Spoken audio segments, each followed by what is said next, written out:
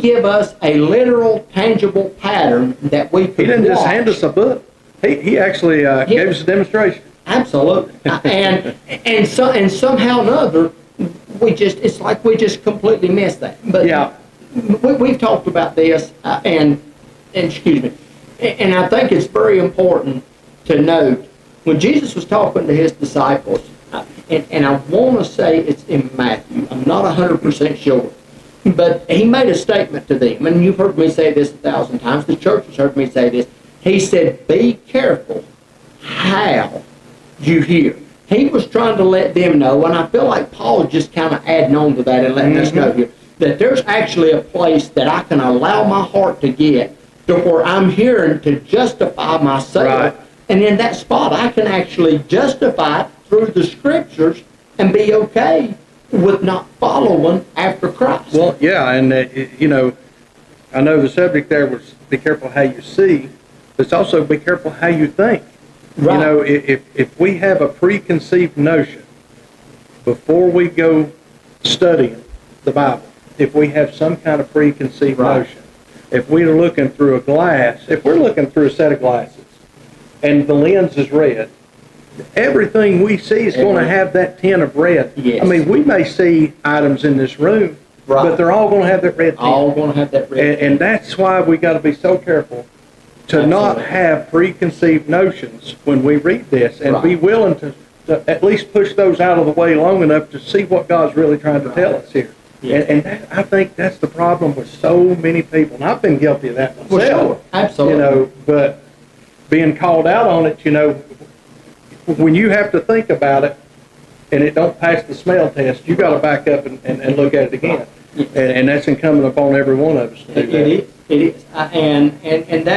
And that's one of the reasons that I guess, and I think I speak for both of us, that we felt so passionate about doing this was because the fact that it's so easy, especially if you come from a family of believers, as we have. Your granddaddy, my granddaddy, your grandmother, my grandmother, right on down the line, and I'm not taking anything away from that generation, because I thank God for that generation, because they laid out a path that there's no dollar amount you can put on that. Right. But at the same time, the education that a lot of that generation had was, and of course, and we've talked about this, I mean, my granddaddy could not write his own name. The only thing I ever knew my granddaddy being able to read was the Bible. So with that kind of education, everything he had in him, as well as your granddaddy, it was put into what they understood with this Bible. But we are not that limited now. So we can't cleave to so many things that maybe work for them. And I know it's common, and you hear this, well, if it worked for granddaddy, it'll work for me. Well, not so. Because not necessarily. Right. Jesus told the disciples, when he was speaking in parables, he said, that one got 5 talents, one got 2 talents, and one got 10. Well, with what we've got, we're in the 10. You're exactly right. And God forbid I take 5 of them and bury them and don't take and add to them 10. With this thing right here, absolutely, we've got access to information that's been every thought of every man. It's historical documents. Yes. We've got every commentary that's ever been written. We've got access to all kinds of information that the elders just didn't. Right. And so, really, there's no reason for us going through at least 12th grade or whatever, for us not to dig into this thing and dig all we can. Right, absolutely. And with a little bit of work, we should be a lot ahead of a lot of the older folks, as far as knowledge of the Word. Exactly. But the thing that set them apart was that faith that they had. They were willing to throw everything to the side for this gospel, what they understood of it. Yeah. And there was nothing that could shade over what they saw in this. Yeah. And God expects the same thing out of us. Yeah.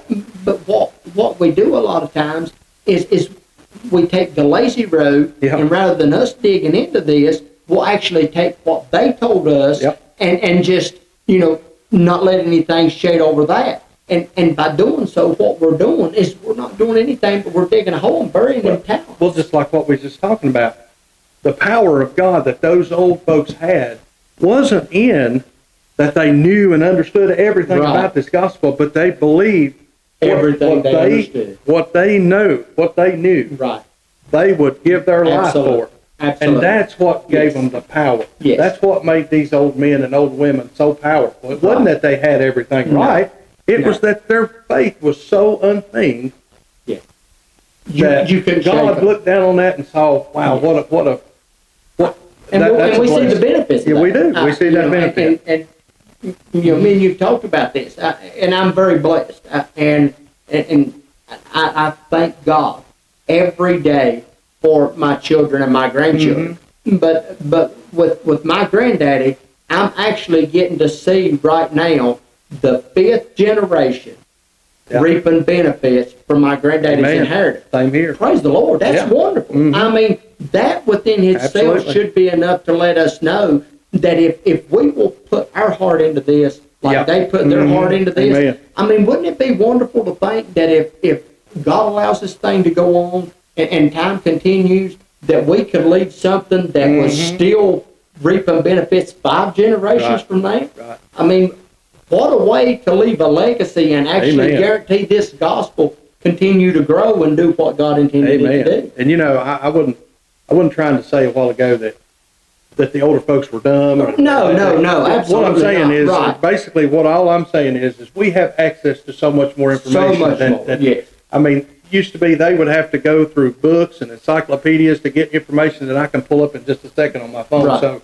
that's what Yes. I'm talking about. It wasn't that they were dumb; Right. they were Yes. very smart people. All Absolutely. of them were. So Absolutely.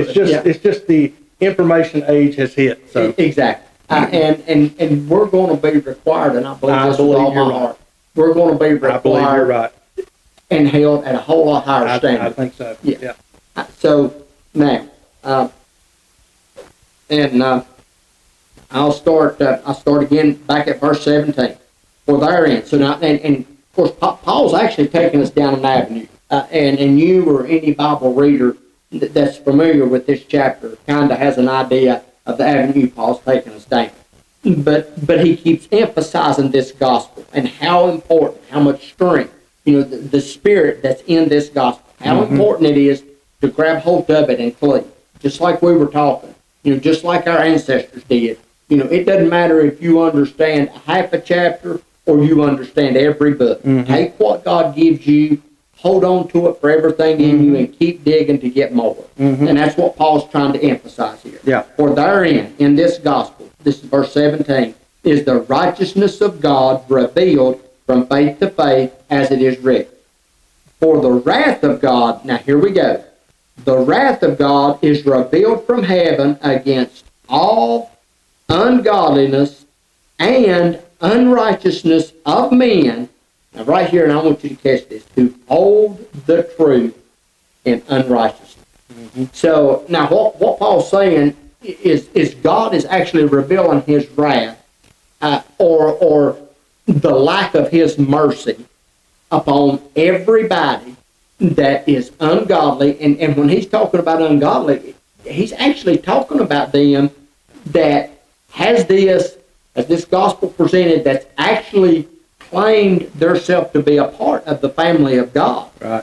Because he's saying these are the people that's carrying the gospel.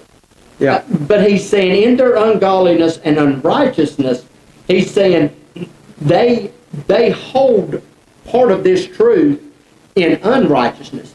In their own selfish ambitions, they hold this back. And I tell you, one of the first things that I talk about, normally I don't never want to cast stones at any individual or at any domination. But those prosperity preachers, and you've heard me say this countless times, Yeah. they bother me down in my soul worse than anybody, because they have the ability to reach so many people and they can do so much good, but they're in their ungodliness and unrighteousness, they're holding the truth back to tell people the truth about what this book says for their own personal gain. And in that spot, the wrath of God or the mercy of God's being withdrawn or the wrath of God is being poured out on, well, we'll see right here in just a second where this wrath is going. So that's what he's saying. He's saying that these that's refusing, they've been given the gospel and they're refusing to pass it on. Because, you go on back to verse 14, and Paul starts every bit of this out right here by saying, I'm a debtor to both the Greeks and the Jews. I owe it to them to give them the gospel. In verse 15, so much as in me, I'm ready to preach this gospel, even in Rome. I'm going to give it to everybody. Wise, unwise, Greek, barbarian, even you in Rome. Then he goes on down and he says, now, he said, there's also this group that's actually causing the wrath of God to be unleashed, and it's because it's ungodly and unrighteous men that's holding the truth, holding this gospel in and not giving it to people. Now catch this. Because that which may be known of God is manifest in them, for God hath showed it to them. Right. So now he's saying they got it. It's in them. God has manifested. And that word manifest is simply any made known or revealed attribute of God. Right. So he's saying God has been revealed in them. And he showed them who he is and what the intent for this is. They've chosen rather to draw this back in and not give it. And the only thing that would motivate a man to have, and I guess I'll go back to the parable where Jesus talked about the man that found the pearl of great price. Right. And the Bible said that man went out and sold everything he had and bought that field that he found that pearl in. He sold out everything because he knew what he had his hands on. Right. That's the intent for this. It's to move me so much that nothing else in my life matters like that gospel matters. Right. So much so that if I see you living in the slightest deficit of that gospel, in the most loving and compassionate way that I possibly can to benefit you, not to make me right and you wrong, but to benefit you, I'm going to come to you and I'm going to do my dead level best to try to get you to see the truth and get you to rise above where you're at. Right. If it's nothing more than to let you know, Brother Rodney, God has so much more for you. You're living at such a deficit. Let's look at this and see if we can. Right. So that's what he's saying here. Now in verse 20, for the invisible things of him, of God, from the creation of the world are clearly seen. Now boy, I tell you, that does away with a whole lot of, and I've heard this, and I'm certainly not bashing it, but I've heard people say, well, this place over here has not got the gospel. Of course, me and you talked about this through Shem, Ham, and Japheth. Well, he's saying here that even the things that are not seen, things that my eye can't even see, from the creation, from just the fact that God created this, are clearly seen. There's no way to deny. And of course, the area we live in, I think, is probably one of the most beautiful places in the world. And it's a regular thought in my mind, driving through these mountains. I look and I see this and I think, God, there is no way this kind of beauty could just come. No way. Right. Now, and that's what Paul's saying. That's exactly what he's saying. He's saying it's clearly seen. Being understood by things that are made. The creation. Right. I mean, that's it. I mean, even the things unseen, he's saying, are revealed that there's a God. Simply through the creation. Right. Just look around. Simply by looking around just and look around. Yeah. I mean, if you see something, if you go outside and you see the trees, you see the leaves and the beauty that you just talked about, well, something created it. I mean, it didn't come from nothing. Well, I mean, that's an obvious conclusion. Yeah, I mean, a nothing never creates something. So what he's saying here is, if there's a creation, logic's going to lead us straight to, well, there has to be a creator. There has to be a creator. That's what he's simply saying. And he's saying, even the thing that we don't see has to let us know that he's. So if I'm understanding this right, Paul's saying, even if you've never seen Jesus and you've never seen God, look at the creation. That in itself is enough to let you know what you just said. has to be something out there that created this. Right. So now, even, and here again, he's just reiterating this. I mean, he's saying, you know, this should all be obvious to all of us. Mm-hmm. Even his eternal power and Godhead, so that they or we are without excuse. Now, he's talking about these individuals that suppress the truth. Mm-hmm. And he's saying this, and he's saying it in the manner of, you know, even things that they can't see, even the fact that they can't actually tangibly look and see there's a God.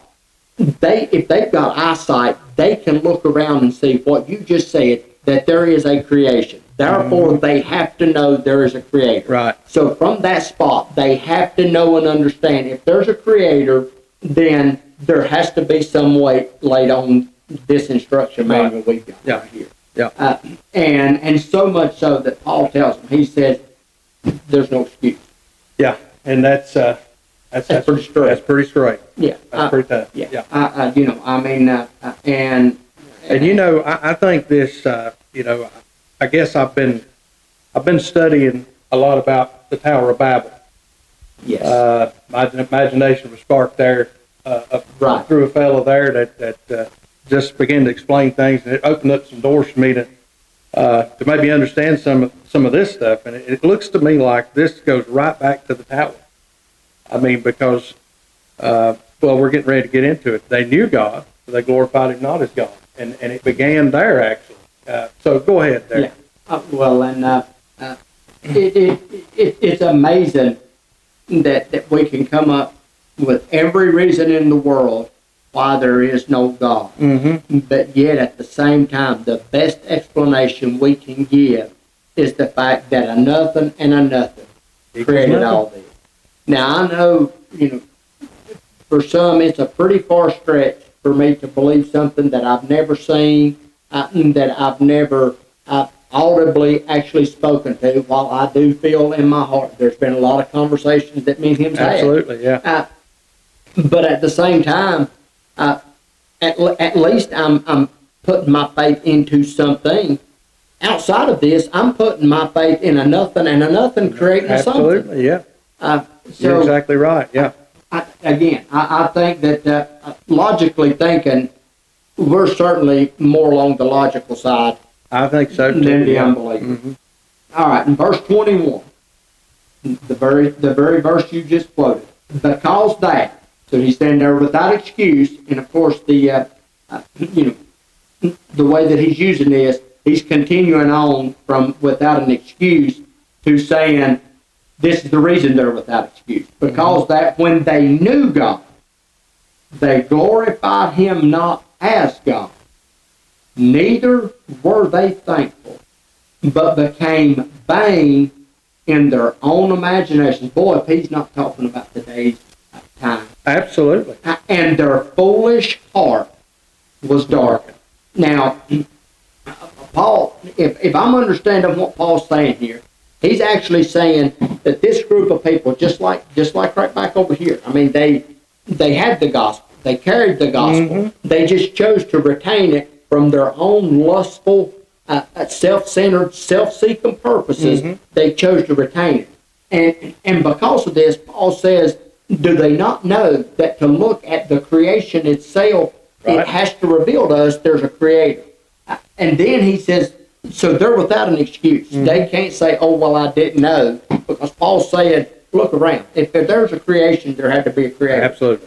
If there's a table here, there had to be somebody that built this table somewhere. I mean, it just didn't pop up out of nothing. So he's saying, just that within itself is enough to let us know in our heart, if we'll be honest with ourselves, just like you were saying there a minute ago, if we'll just allow ourselves to not look through that red lens and see everything tinted red, we'll see the real color. And so they knew God. Now, verse 21, when they knew God, what started all of this that we're about to read, they knew Him and just did not glorify Him as a God or as God.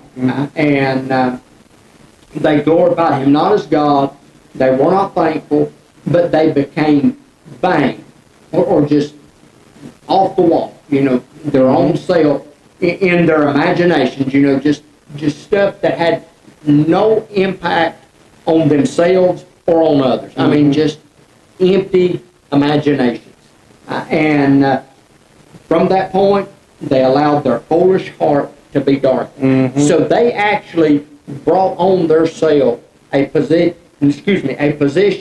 to where their heart began to get hard. And had a young preacher last night at the church that preached, done a wonderful job preaching. And he talked about that heart of flesh and that heart of stone. And I thought he'd done such a good job because he kept reiterating to the church that if we don't keep that heart of flesh soft, that heart of stone, the heart we've got, it's going to get hard again. Right, yeah. And that's what Paul's saying right here. He's letting us know that, we can actually be in a position to where we actually have the gospel.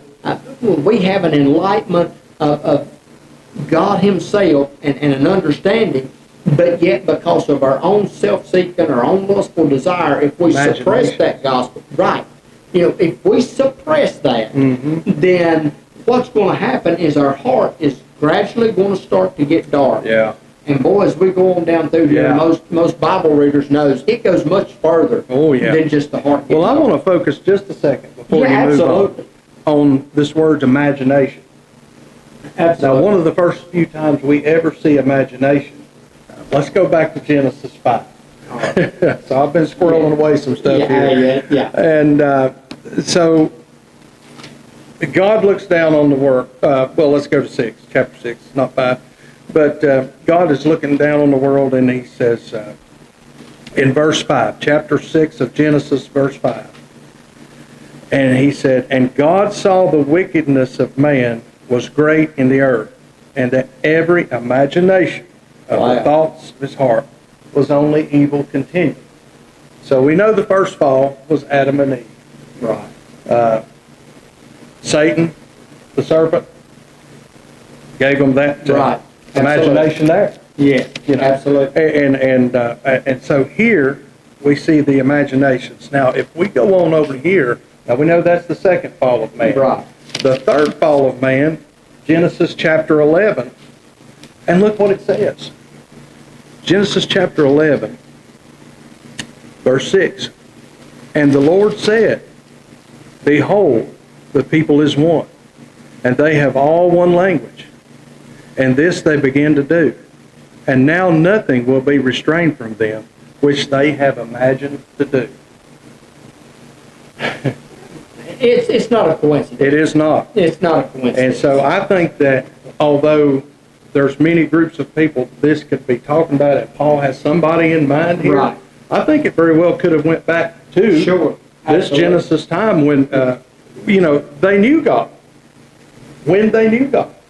All right, so Shem, Ham, Japheth, every one of them knew the power of God that just saved their lives. They just saw however many billions of people wasted away in these waters, and yet they, because of their faith in God, were spared. Yes. And so they know the power of God. They know. All right, and so you go on just a few generations, and if we go back to Genesis, we'll see those in chapter 10. Yes. Those generations go away, go by. And all of a sudden we find ourselves here at the Tower of Babel. And so I kind of think that may be where he's talking about. Well, sure. Well, and of course, for the sake of those that may be watching it, and we've talked about this with what sparked this with you, and that is this. When you go back to the Tower of Babel, they were getting so consumed within their self.